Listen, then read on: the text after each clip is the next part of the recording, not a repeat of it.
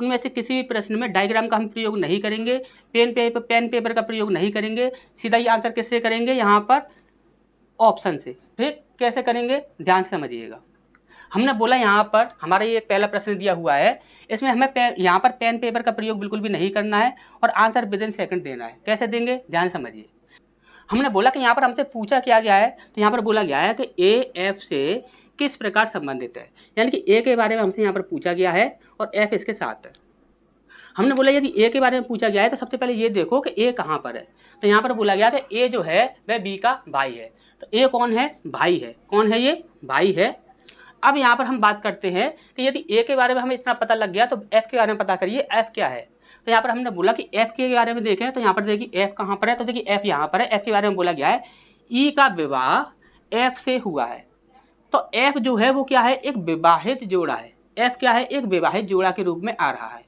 यदि एक विवाहित जोड़ा के रूप में आ रहा है तो यहाँ पर ये सेकंड जनरेशन में चला गया। अब यहाँ पर देखिए आपको आंसर किस प्रकार से करना है, ध्यान से समझिएगा।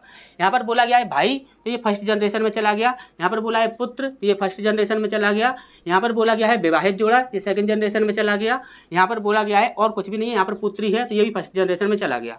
अब यहाँ पर देखिए ये फर्स्ट जनरेशन और सेकंड जनरेशन की बात कर रहा है, इससे ज़्यादा आगे बयान नहीं बढ़ रहा है। तो यहाँ पर दादा कभी भी आंसर नहीं होगा, ससुर कभी भी आंसर नहीं होगा। अब यहाँ पर देखिए भाई बोला गया था, तो भाई होगा नहीं। क्यों, क्योंकि यहाँ पर विवाहित जोड़ा की बात की गई है, तो भाई आपका आंसर होगा नहीं। आंसर क्या हो जाएगा, साला। अब ये किस प्रकार से किया हमने, किस प्रकार से नहीं किया, ये हमने आपको अभी बताया।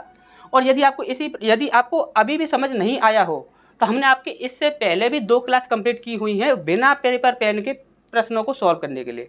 तो इससे पहले की जो 2 क्लास है आप उन्हें भी देखिएगा और साथ ही साथ इससे संबंधित अभी आगे और जो क्वेश्चंस आने वाले हैं उन्हें भी अच्छे से समझिएगा। यदि आप उन्हें अच्छे से समझोगे तो यहाँ पर आप खुद से बिना पेन पेपर उठाए ही सारे प्रश्नों का आंसर करोगे।